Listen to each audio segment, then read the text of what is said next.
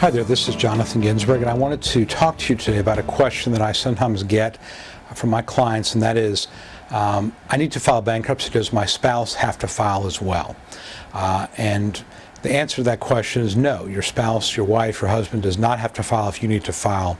However, your spouse's income and expenses are relevant to your case.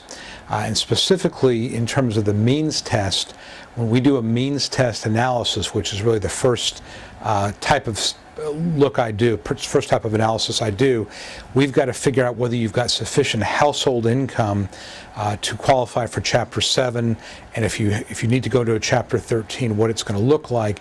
We have to look at household income because the Bankruptcy Code presumes that you have access to at least some of your household income.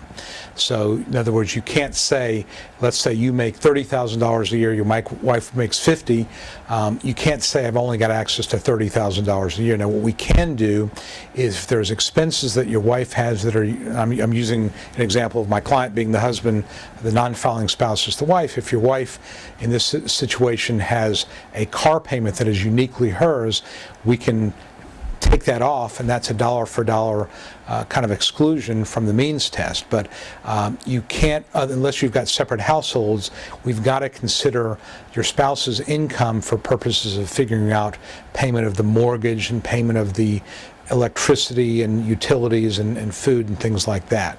So when you go into bankruptcy, even if your spouse is not filing, we're going to need to know how much your spouse is earning and where that money is going, and doing a household budget, not just a budget where you can count the entire household expenses against your income and not really include your spouse's income. So we are going to need to know that. We're also going to need to have copies of your non-filing spouse's pay stubs, because that's got to be submitted with your case as well. So yes, your spouse's income and expenses are very, very relevant to your bankruptcy case. And even on the bankruptcy budget, which is when we actually get into the budgeting part of the bankruptcy, we can line item out specific expenses that your wife may have for things like credit cards or even a car payment, but we're going to need to have proof of that. In a Chapter 13, for example, we have to do a step plan where we have to calculate when your wife's credit card bills are going to get paid and then increase the monthly payment by that amount, because again, the court is assuming that household income, you have access to household income as well as your income for budgeting purposes. So your spouse will need to cooperate in revealing information even though he or she is not actually part of the bankruptcy case. I will also tell you that your spouse's credit is not supposed to be impacted, but sometimes it is if you have joint debt. So for example, if you've got a joint credit card and you file Chapter 13 and the credit card is not getting paid timely, that's going to negatively affect your spouse's credit, because even though your bankruptcy is being filed and you're not paying the credit card legally because of your bankruptcy, the fact that your wife is not filing bankruptcy and her credit card is now late, it's going to negatively affect her. So again, these are things that I would discuss with my clients, but I don't think it's fair to make a blanket statement that your spouse's credit is going to completely be unscathed when you file bankruptcy. If you've got a lot of kind of interlaced financial issues, then it's very likely that her credit will be affected.